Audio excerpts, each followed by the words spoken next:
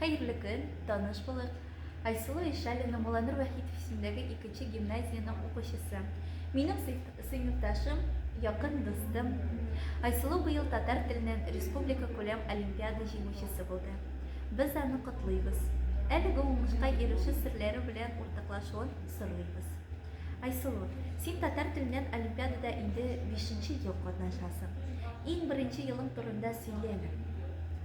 Иң беренче елны миңа олимпиадада катнашу бик авыр дип тә, бик җиңел дип тә булды дип әйтә алмыйм.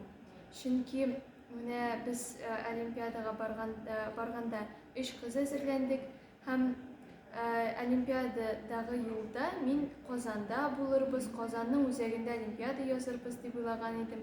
Ләкин безне Казанга барып җитмичә, ниндидер урманга алып кереп киттеләр һәм без олимпиаданы дуслык олимпиада үзәгендә яздык.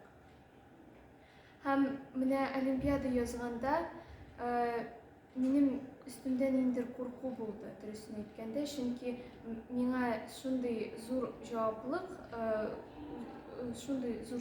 өстемә салдылар. Һәм менә шушы миңа авыр булды дип әйтә алам беренче елымда. Киләсе елларда инде ул хәтле куркырга туры килмәде. Айсылу, олимпиадага сине әзерләүче укытучы турында фикерләреңне беләсең килә.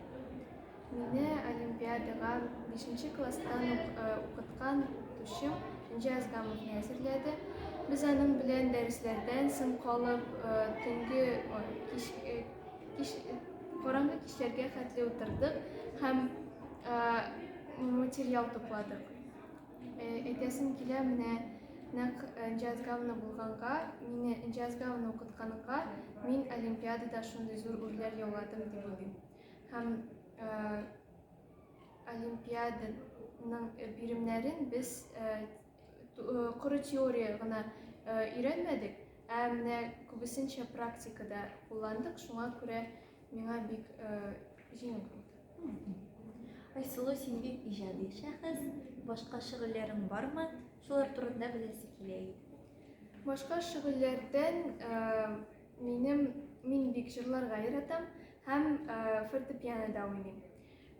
Тагын мин музыкаль группага йөрим, ул Марат Валиев җитәкчелегендәге Мизаж төркеме, һәм без анда җырлыйбыз, төрле музыкаль инструментларда уйныйбыз һәм чыгышлар ясыйбыз. Айсылу, синең өчен татар теленнән олимпиадада катнашу, җиңү, рухи канәгатьлек бирү өстенә тагын ни белән әһәмиятле? Олимпиада менә ул сиңа эчке чыдамлык бирә.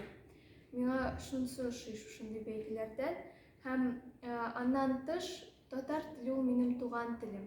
Һәм менә татар телен белүемне мин мәктәбемдә, аннары региональ турда дәлилләү, ул минем өчен зур горурлык.